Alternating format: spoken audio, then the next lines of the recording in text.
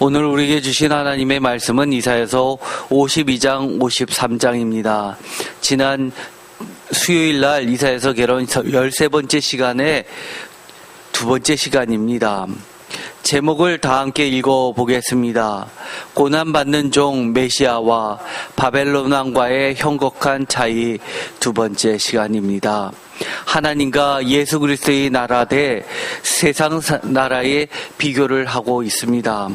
지난 시간에도 말씀을 드렸듯이 이 내용은 사실은 아마 모르시는 분들이 없을 겁니다. 그러나 익히 알고 있는 내용이라 하더라도 이것을 정리하는 시간을 가졌으면 좋겠습니다. 또 오늘의 이 시간은 지난주에 못다한 뒷부분을 하고 있는데 중요한 질문을 하나 하면서 시작하고자 합니다.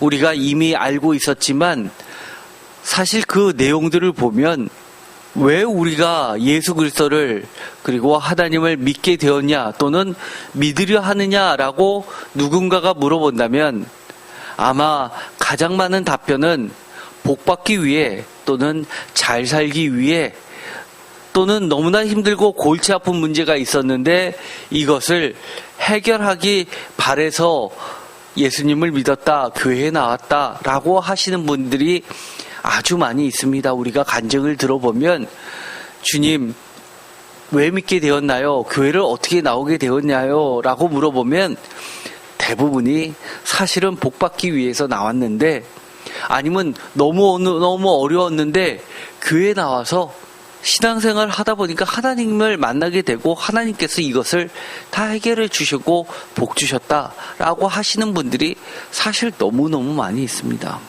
그런데 오늘 이사야서 우리가 너무 잘 알고 있는 고난받는 종, 특별히 이사야서 53장을 읽어보면 사실 아주 중요한 문제, 왜 예수 그리스도를 하나님을 믿게 되었냐 또는 믿으려 하느냐라는 이 질문에 대해서 우리는 답변을 해야 되는데 그 답변이 사실은 여기에 들어가 있습니다.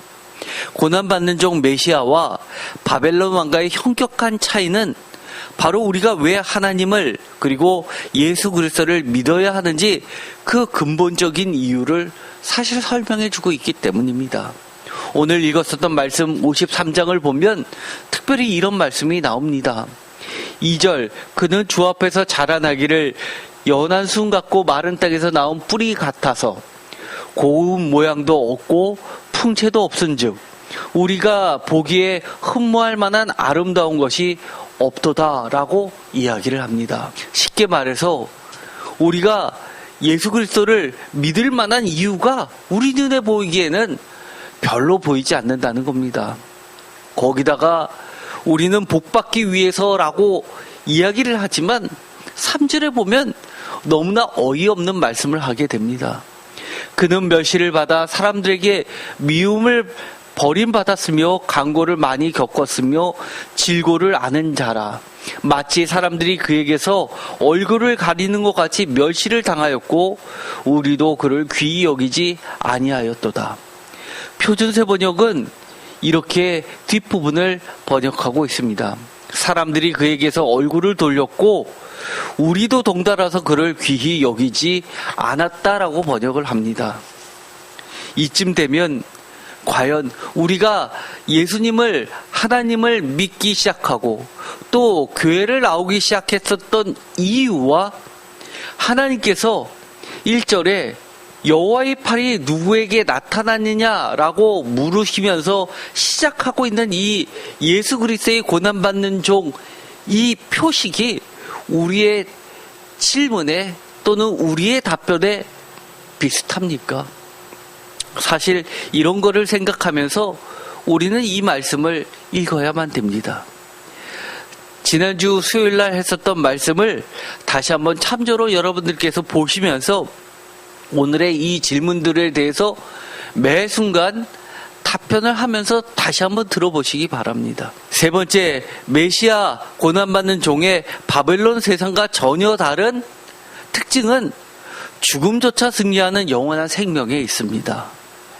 바벨론 왕 세상은 정말로 죽어서는 생명이 끝나버린다는 아주 누구나 다 아는 진리이지만 사실은 우리 모두는 어쩌면 이 바벨론 왕 같은 이 특징을 부러워하고 있는지도 모릅니다.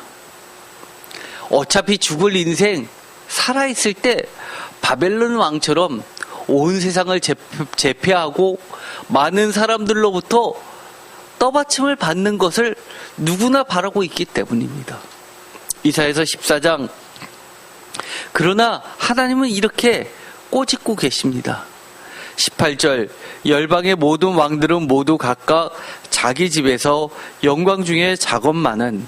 19절. 오직 너는 자기 무덤에서 내쫓겼으니 가증한 나무가지 같고 칼에 찔려 돌구덩이에 떨어진 죽음들에 둘러싸였으니 밟힌 시체와 같도다. 20절. 내가 내 땅을 망하게 하였고 내 백성을 죽였으므로 그들과 함께 안장되지 못하나니 악을 행하는 자들의 후손은 영원히 이름이 불려지지 아니하리로다 할지니라. 반면에 열왕기하 23장에 보면 이런 안타까운 요시야 왕의 죽음을 두고 신복들이 했던 모습들이 나오게 됩니다. 30절. 신복들이 그의 시체를 병거에 싣고 무깃도에서 예루살렘으로 돌아와 그의 무덤에 장사하니 백성들이 요시야의 아들 여호아스를 데려다가 그에게 기름을 붓고 그의 아버지를 대신하여 왕으로 삼았더라. 요시야 왕, 그야말로 꺼져가는 남유다의 그 등불 가운데서 하나님에 대한 열망으로 개혁을 했었던 왕이었습니다. 그런데 무깃도에서 죽음을 당하자 신복들이 그를 싣고 예루살렘으로 돌아와서 무덤에 장사합니다. 이처럼 사람들조차도 죽으면 그 시체를 아무렇게나 내버려 두지 않습니다.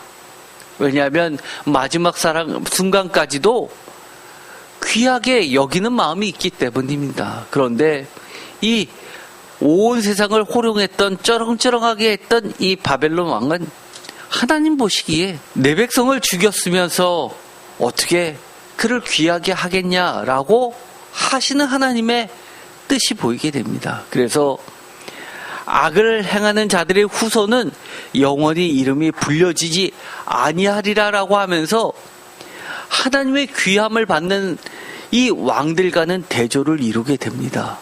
또 이사야서 14장 20절에 아들과 후손이 끊어져 영영이 이름이 나지 못할 것, 이것을 20절 악을 행하는 자들의 후손은 영원히 이름이 불려지지 아니한다라고 하나님의 이 말씀이 분명한데 22절에 보면 만군의 여호와께서 말씀하시되 내가 일어나 그들을 쳐서 이른과 남은 자와 아들과 후손을 바벨론에서 끊으리라 나 여호와의 말이니라. 그 명성도 없애고 살아남아서 바빌론의 이름을 이어갈 자도 하나도 남기지 않고 멸종시키겠다라고 하는 하나님의 말씀은 그야말로 우리의 상상을 초월할 정도로 완전히 도말해버리려고 하는 하나님의 심판이 나타나게 됩니다. 많은 사람들이 그렇게 이야기하죠. 호랑이는 죽어서 가죽을 남기고 사람은 죽어서 이름을 남긴다라고 합니다.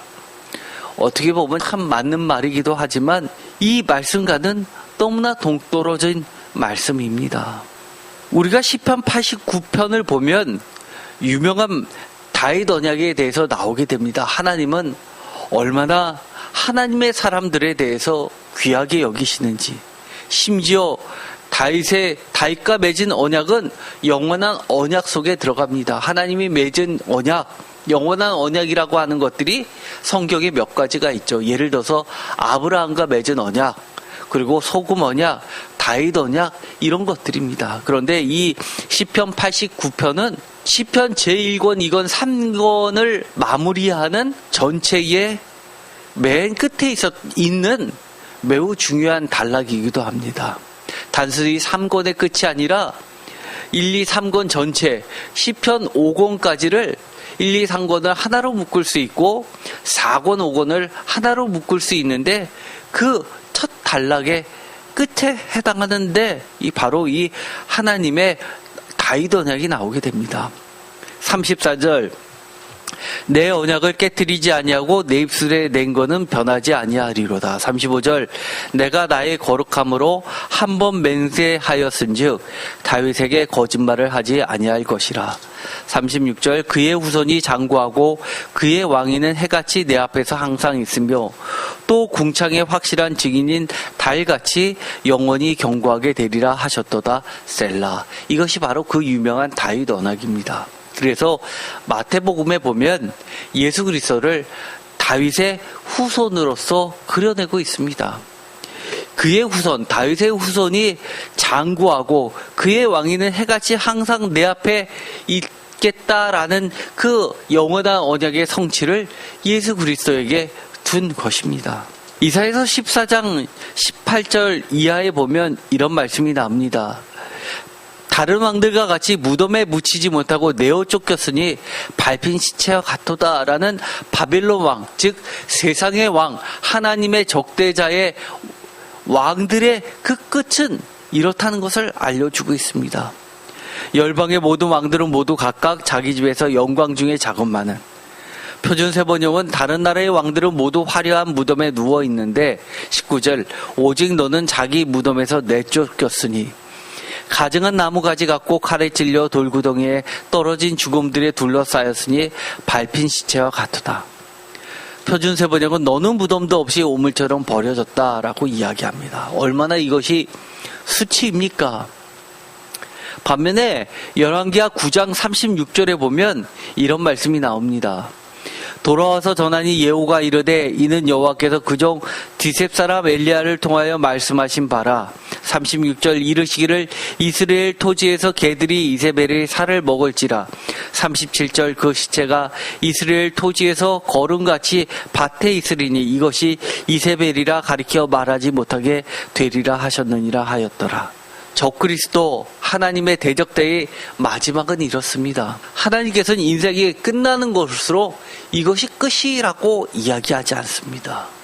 이처럼 마지막 무덤도 없다는 것은 얼마나 하나님께서 그를 경멸했는지를 보여주고 있습니다. 사무엘하 21장 10절에 보면 아주 성경에 보면 독특한 말씀이 나오죠. 아야의 딸 리스바가 굵은 배를 가져다가 자기를 위하여 바위 위에 펴고 곡식 빼기 시작할 때부터 하늘에서 비가 시체에 쏟아지기까지 그 시체에 낮에는 공중의 새가 앉지 못하게 하고 밤에는 들짐승이 범하지 못하게 한지라.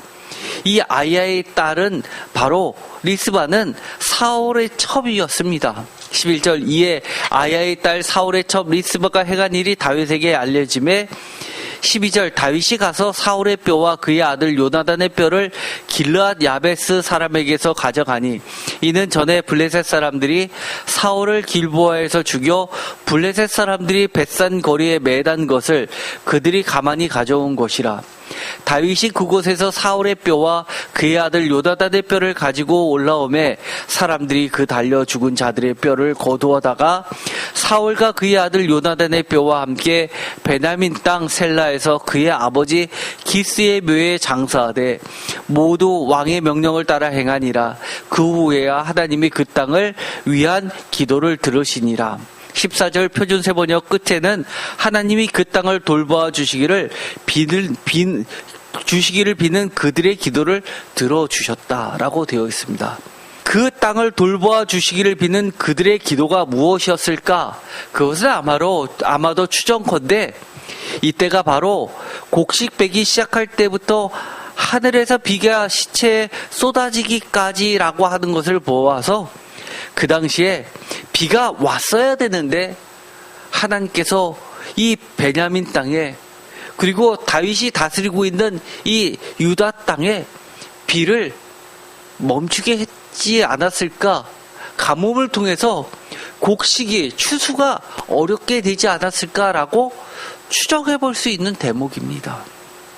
어떻게 보면 하나님은 다윗뿐만 아니라 사울과 그의 아들 요나단 또한 하나님의 종으로 받아들이신 겁니다. 우리가 잘 알고 있듯이 사울은 이스라엘의 첫 번째 왕이었는데 너무나 우리가 다윗을 강조하다 보니까 사울은 그야말로 사람들이 악한 왕, 개차반처럼 여기는 경우가 너무 많이 있습니다. 그러나 성경은 온전한 사람을 그려내는 전기전이 아니기 때문에 그가 얼마나 하나님 앞에 신실했었던 부분이 있었는지 또한 나타내고 있고 하나님 그것을 귀하게 여기셨습니다.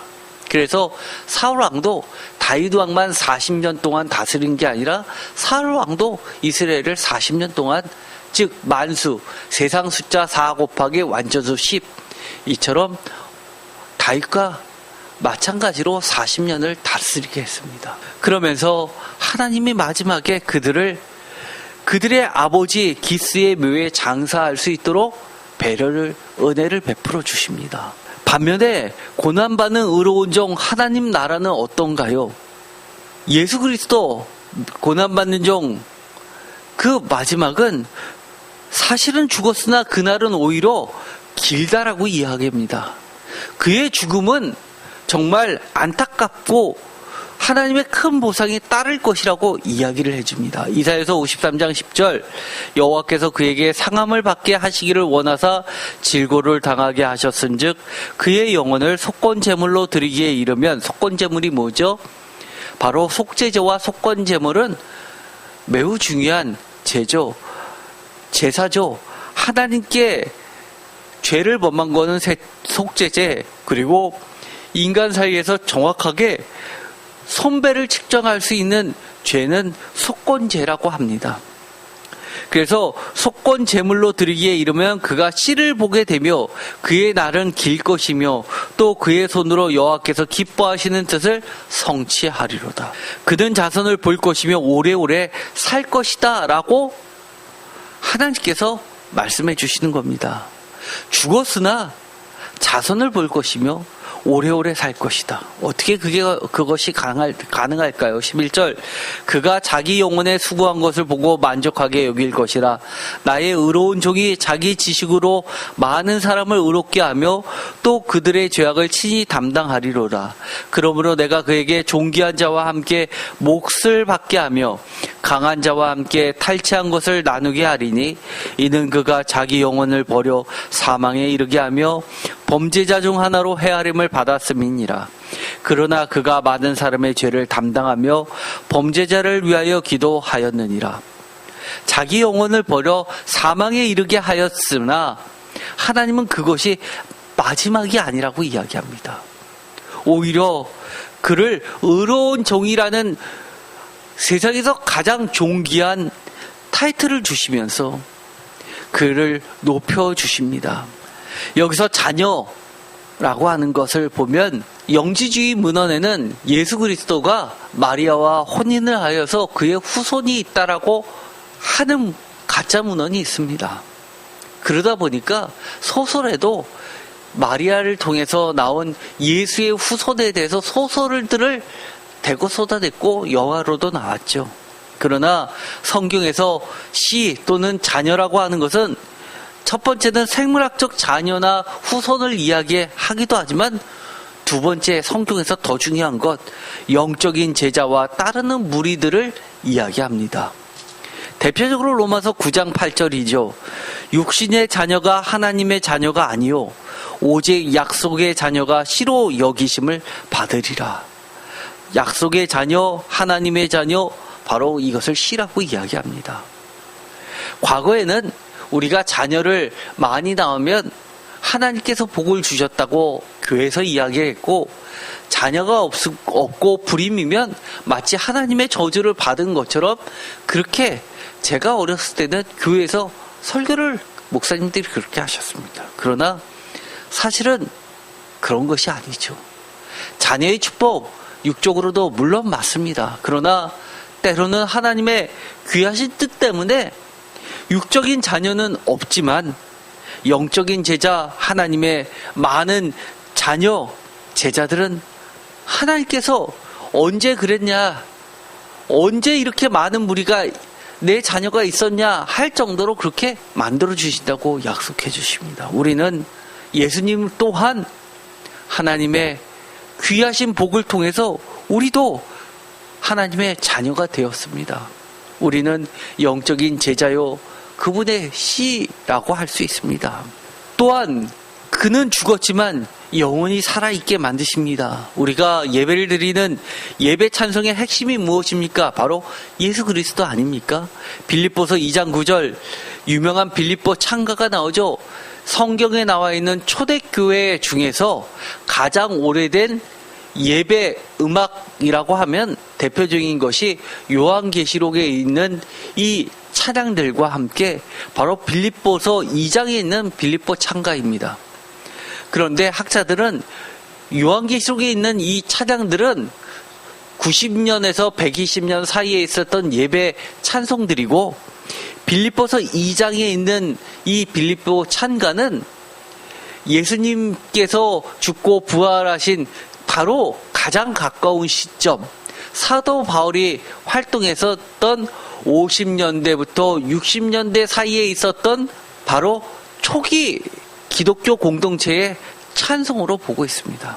9절 이러므로 하나님이 그를 지극히 높여 모든 이름 위에 뛰어난 이름을 주사 10절 하늘에 있는 자들과 땅에 있는 자들과 땅 아래에 있는 자들로 모든 무릎을 예수의 이름에 꿇게 하시고 어떠신가요?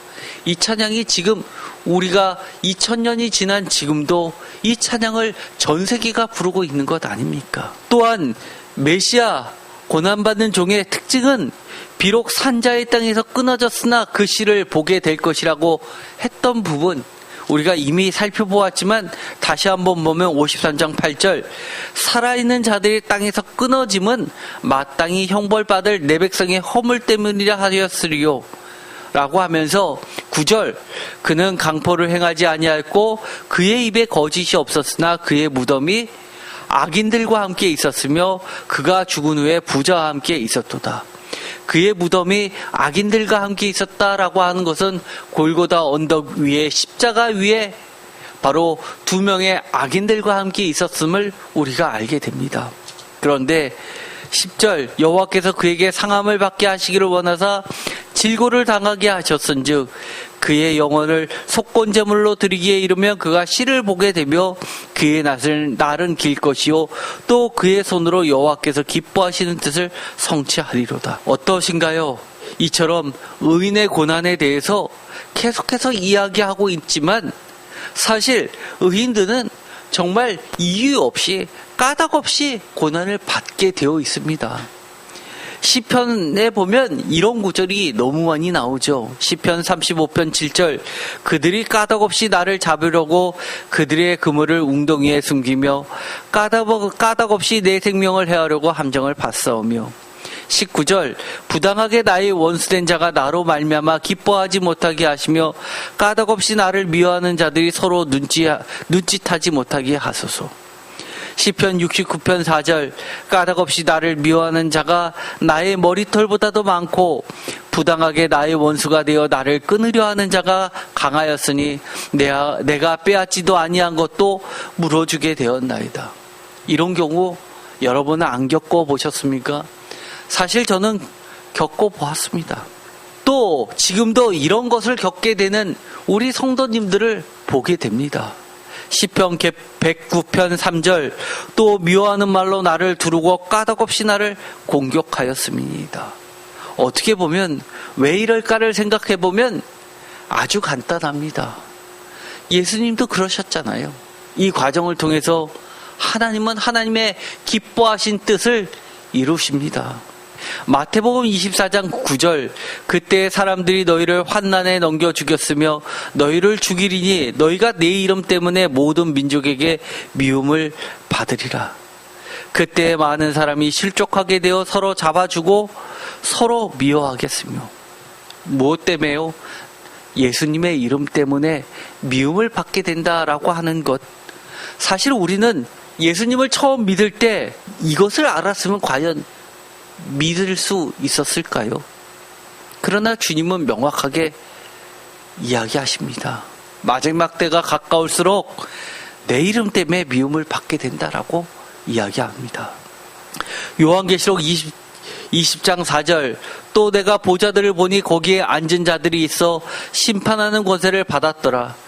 또 내가 보니 예수를 증언한가 하나님의 말씀 때문에 목배임을 당한 자들의 영혼들과 또 짐승과 그의 우상에게 경배하지 아니하고 그들의 이마와 손에 그의 표를 받지 않은 자들이 살아서 그리스도와 더불어 1000년 동안 왕노릇하니. 저는 이 구절을 보면 이것이 요한계시록에 쓰여졌을 그 당시만, 아니면 우리가 세상의 종말을 이야기할 그 당시만 해당한다고 보지 않습니다. 지금도 예수를 증언한가 하나님의 말씀 때문에 목배임을 당하는 자들의 영혼들이 얼마나 많은지요. 또 지금은 겉으로는 정말 평안한 세상, 합리적인 세상, 자본주의 사회에서 그 누구나 자유롭게 경쟁하는 세상이라고 말할지는 모르지만, 짐승과 그의 우상에게 경배하지 아니하고 그들의 이마와 손에 그의 표를 받지 않은 자들이 공정하게 경제 활동을 할 수 있는 세상이냐라고 했을 때 그렇지 않은 세상이 분명 존재합니다. 우리 성도님 가운데서도 정말 부정부패 안 하고 리베이트 안 주고 사업하려고 하니까 얼마나 공격하고 미움을 받고 또 조폭들을 동원해서 괴롭히는지 모릅니다. 왜 나는 꼭 그래야 합니까? 나는 그러지 않고 돈 많이 버는 게 제 목표가 아니에요. 저는 돈 못 벌어도 좋으니 거기에 동참하지 않겠습니다라고 하니까 정말 벌떼처럼 모여들어서 물어 뜯으려고 얼마나 난리를 치는지 모릅니다. 그들은 당당하게 얘기합니다. 돈 벌게 해줄 때인데 왜 네가 거기서 가로막고 있냐? 너만 잘나느냐? 라고 이야기합니다. 그러나 우리가 신앙생활을 하는 것, 예수님을 믿는다는 것, 사실은 이 이사야서 53장이 없다면 우리가 왜 고난을 끝까지 견디어내야 하는지 그 이유를 설명해 줄 길이 없습니다. 잘 살아서 돈 벌어서 하나님 나라를 위해 교회에 헌금 많이 하고 하나님 일하면 되지라고 말하는 사람이 누군가가 있다면 저는 이렇게 이야기하고 싶습니다. 그거 제대로 하나님 믿는 거 아니야. 예수님 믿는 거 아니야 라고, 너 잘못 믿는 거야 라고 야단치고 싶습니다. 자신의 무덤에 묻히지는 못하였으나 그 무덤이 악인들과 함께 되었지만 그 묘실이 부자와 함께 되었다라고 하는 것이 하나님이 예수 그리스도 하나님의 종, 고난받는 종 메시아의 표식이라고 이야기합니다. 우리가 보물찾기를 할 때 또는 미로를 빠져나오는 게임을 할 때 사람들이 한 번 갔던 길을 다시 한번 또 반복하지 않게 해서 표식을 해두는 경우가 있습니다. 또 보물찾기를 할 때 힌트를 주면 그것을 가지고 또 다른 보물을 찾아냅니다. 찾고 나면 그 힌트가 너무너무 명확했는데 그 힌트만 봤을 땐 잘 모릅니다. 사실 이사야서 53장이 쓰여져 있을 이 당시에는 이 말씀은 그들에게 정말 수수께끼 같았을 겁니다. 9절, 그는 강포를 행하지 아니하였고 그의 입에 거짓이 없었으나 그의 무덤이 악인들과 함께 있었으며 그가 죽은 후에 부자와 함께 있었도다. 정말 이 말이 무엇입니까? 표준세 번역은 그에게 악한 사람과 함께 묻힐 무덤을 주었고 죽어서 부자와 함께 들어가게 하였다. 사실 이게 앞뒤 말이 맞는 말입니까? 이게 수수께끼가 아니고 무엇입니까? 그런데 우리가 잘 알고 있듯이 이 말씀은 마태복음 27장 57절, 바로 저물었을 때 아리마대의 부자 요셉이라 하는 사람이 왔으니 그도 예수의 제자라. 빌라도에게 가서 예수의 시체를 달라 하니 이에 빌라도가 내주라 명령하거늘 요셉이 시체를 가져다가 깨끗한 세마포로 싸서 바위 속에 판 자기 새 무덤에 넣어두고 큰 돌을 돌려 무덤 문에 놓고 가니 거기 막달라 마리아와 다른 마리아가 무덤을 향하여 앉았더라. 아마 이것을 모르는 사람은 아무도 없을 겁니다. 세상에 빌라도 총독에게 가서 자기 손으로 반역죄로 로마에 대한 반역죄인들이 겪게 되는 이 십자가형을 처형했는데 그를 내달라고 하면 내줄 총독이 어디 있습니까? 총독을 움직일 정도로 그 정도로 부자고 평소에 밀접한 관계를 가졌던 사람 아니면 불가능합니다. 아마 이름만 대면 모두가 아는 정말 부자 중에 부자. 오늘날로 치면 아마 대통령실을 움직일 만한 그룹들 정도 되는 정도 수준 아니었을까요? 바위 속에 판 자기 새 무덤에 묻히는 이 표식을 주게 됩니다. 이것이 단순히 새 무덤에 갔다 부자의 무덤에 묻혔다 이것이 복이다? 그게 아니죠. 무엇입니까? 하나님은 그 죽음조차도 안타깝게 여기시고 그 죽음을 귀하게 여기셨다는 겁니다.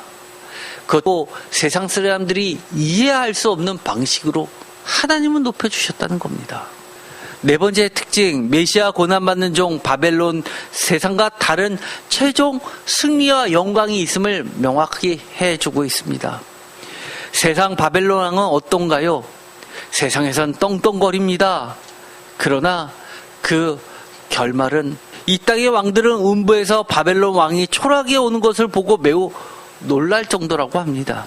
이사야서 14장 9절 아래의 수월이 너로 말미암아 소동하여 내가 오는 것을 영접하되 그것이 세상의 모든 영웅을 너로 말미암아 움직이게 하며 열방의 모든 왕을 그들의 왕자에서 일어서게 하므로 그들은 다 내게 말하여 이르기를 너도 우리같이 연약하게 되었느냐 너도 우리같이 되었느냐 하리로다.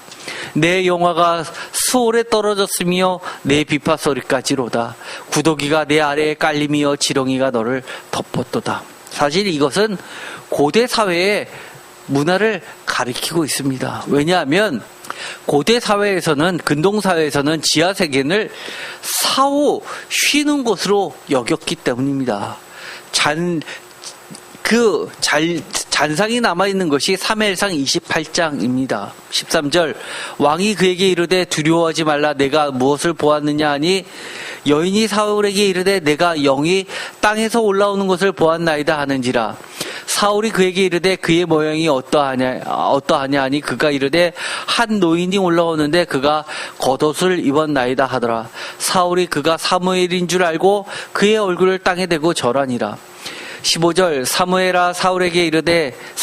사울에게 이르되 내가 어찌하여 나를 불러 올려서 나를 성가시게 하느냐 하니 사울이 대답하되 나는 심히 다급하나이다.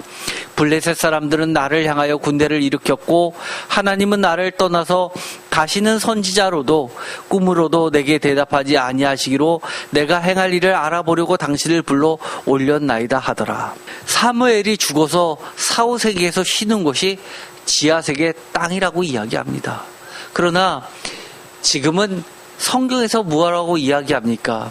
우리가 죽으면 하나님 나라 하늘나라 하나님 나라 재단에 예수 그리스도 때문에 목배임을 당한 하나님의 귀한 자녀는 가장 가까운 재단 가까이에 놓이게 됩니다.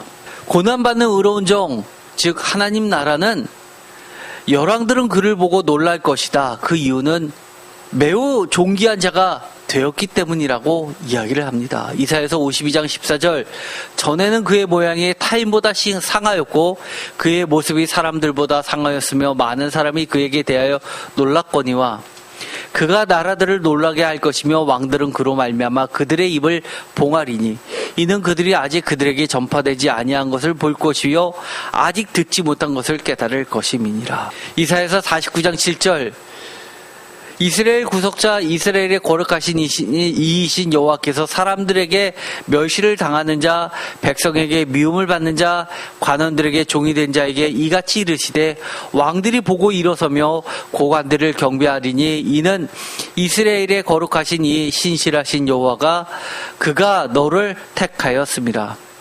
왕들이 너를 보고 일어나서 예를 갖출 것이라 라고 이야기합니다. 이것은 예수 그리스도에 대한 이야기입니다. 맞습니다. 그러나 이것이 단순한 예수 그리스도에 대한 예표로 끝나지 않습니다. 왜 예수 그리스도를 하나님을 믿게 되었습니까? 라고 또 믿으려고 하십니까? 라고 제가 여쭤보면서 시작했습니다. 고난받는 종 메시아와 우리가 왜 하나님을 예수 그리스도를 믿어야 하는지 그 근본적인 이유가 바벨론 왕을 쫓아가는 세상과 우리는 근본적으로 다른 것을 쫓고 있기 때문이라고 말해주는 것입니다. 제 개인적으로는 성경 중에서 가장 마음이 짠한 질문이 하나 있습니다. 여러분은 어떠신지 잘 모르겠습니다. 왜냐하면 저는 그 구절을 읽을 때마다 늘 주님이 저에게 질문하시는 것 같기 때문입니다. 제가 청년대 주님을 만나 뵙고 그리고 정말 일주일 동안 집에 틀어박혀서 밤에도 이불을 뒤집어 쓰고 성경책만 읽은 적이 있었습니다. 저는 아직도 잊지 못합니다. 이때 이 구절을 읽으면서 얼마나 이불 속에서 울었는지 모릅니다. 이 구절을 읽으면서 여러분도 주님이 여러분들에게 질문하실 때 여러분들이 동일한 답변을 했으면 좋겠습니다. 요한복음 6장 66절 요한복음 6장 하면 뭐가 생각납니까? 요한복음 6장에서 가장 대표적인 게 뭐죠? 오병이어의 기적 이야기가 나옵니다. 우리가 굉장히 좋아하는 구절이죠. 저도 늘 대표 기도를 할 때 오병이어의 기적을 늘 우리 성도님들의 가정과 직장과 사업장이 경험하게 해달라고 기도합니다. 사복음서에 다 나와 있는 것이 바로 오병이어의 기적입니다. 그 정도로 중요합니다. 그런데 요한복음에 있는 이야기가 그 다음부터 나오게 됩니다. 항상 요한복음의 특징은 기적으로 끝나지 않고 기적을 뭐라고 부르냐면 사인, 표적이라고 부릅니다. 이것이 공간목으로서와 아주 뚜렷한 차이점인데 기적이 아니라 그것을 통해서 드러내고 싶으신 하나님의 예수님의 내용이 있다는 겁니다. 그것이 바로 살과 피에 대한 이야기를 하십니다. 그 이야기를 하고 사람들이 듣고 나서 이 이야기를 합니다. 66절 그때부터 그의 제자 중에서 많은 사람이 떠나고 다시 그와 함께 다니지 아니하더라. 67절 다 같이 읽겠습니다. 예수께서 12 제자에게 이르시되 너희도 가려느냐. 표준세 번역은 이렇게 물어보죠. 너희도 떠나가려느냐. 왜 그럴까요? 오병이어의 기적 다음에 주님께서 53절부터 설교하신 게 나옵니다. 이렇게 오병이어의 기적을 보여주신 다음에 사람들이 예수님을 최고로 이길 때, 최고의 인기에 다다랐을 때 이런 설교를 하셨습니다. 53절 예수께서 이르시되 내가 진실로 진실로 너에게 이르노니. 제가 진실로 진실로라고 요한복음에서 2번 나올 때는 어떤 표시라고 말씀을 드렸죠. 요한복음 설교할 때 이것은 요한 공동체들이 예수님이 돌아가시고 나서 다른 거는 다 없어져도 이것만큼은 반드시 예수님이 직접 전해준 말씀이기 때문에 이것만큼은 잊어버리면 안 된다라고 표식을 남긴 게 아멘 아멘 2번 이야기한 겁니다. 이것은 주님이 직접 말씀하신 걸로 그 누구도 예수님의 요한 공동체 제자라면 잊어버리면 안 된다고 하는 표식입니다. 인자의 살을 먹지 아니하고 인자의 피를 마시지 아니하면 너희 속에 생명이 없느니라. 요한복음의 아주 큰 주제가 영원한 생명이죠. 54절 내 살을 먹고 내 피를 마시는 자는 영생을 가졌고 마지막 날에는 내가 그를 다시 살리리니 내 살은 참된 양식이요 내 피는 참된 음료라. 내 살을 먹고 내 피를 마시는 자는 내 안에 거하고 나도 그의 안에 거하나니.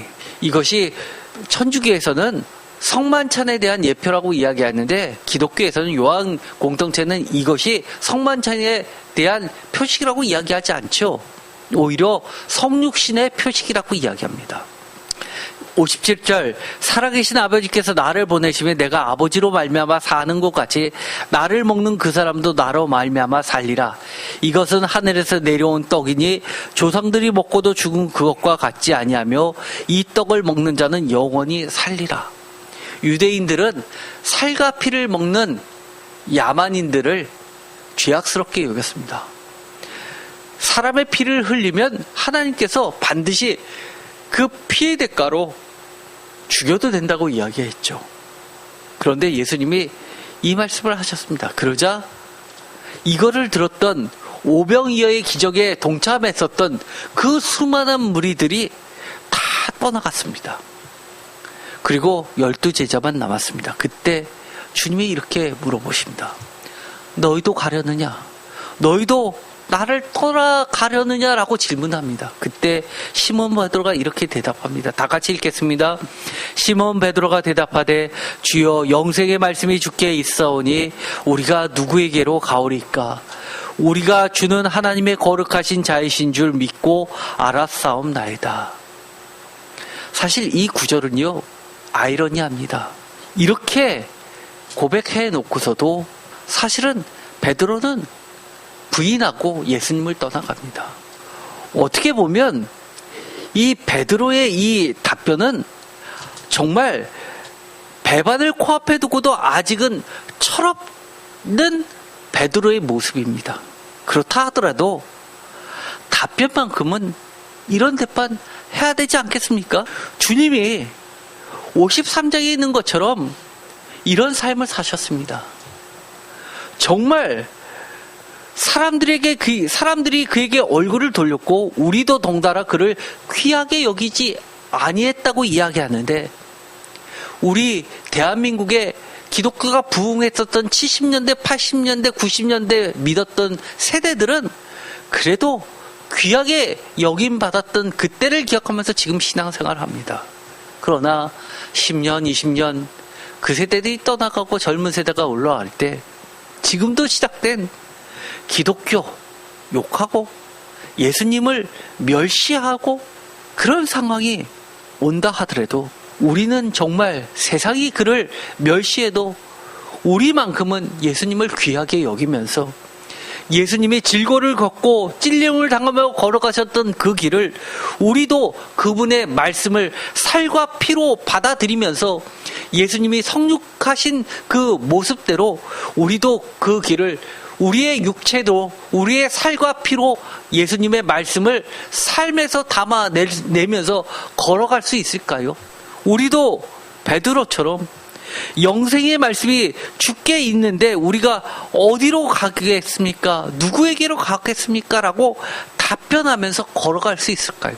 저는 우리 모두가 이 53장을 읽으면서 과거의 예수님의 모습이었고 이미 다 밝혀졌으니까 안다라고 넘어가는 것이 아니라 언젠가 이런 예수님이 겪으셨던 그 모습이 우리에게 닥쳐올다 하더라도 우리도 똑같이 그 길을 걸어갔으면 좋겠습니다. 기도하고 마치겠습니다. 하나님, 주님은 저희들에게 질문하십니다. 너희가 고난받는 종 예수 그리스도 메시아의 모습이 과거의 일이고 그것 때문에 우리가 영생을 얻어서 우리의 질고가 더 이상 없어져서 그래서 예수님을 믿냐라고 물으시면서 너희도 나를 떠나가려느냐라고 질문하신다면 우리가 대답할 수 있게 하여 주옵소서. 아니에요. 우리도 주님처럼 그 길을 걷겠습니다. 그러면서 질고를 겪어도 하나님의 그 귀하신 뜻을 이루어내신 것처럼 우리도 영원한 생명을 향해서 그 길을 걸어가겠습니다. 답변할 수 있게 하여 주옵소서.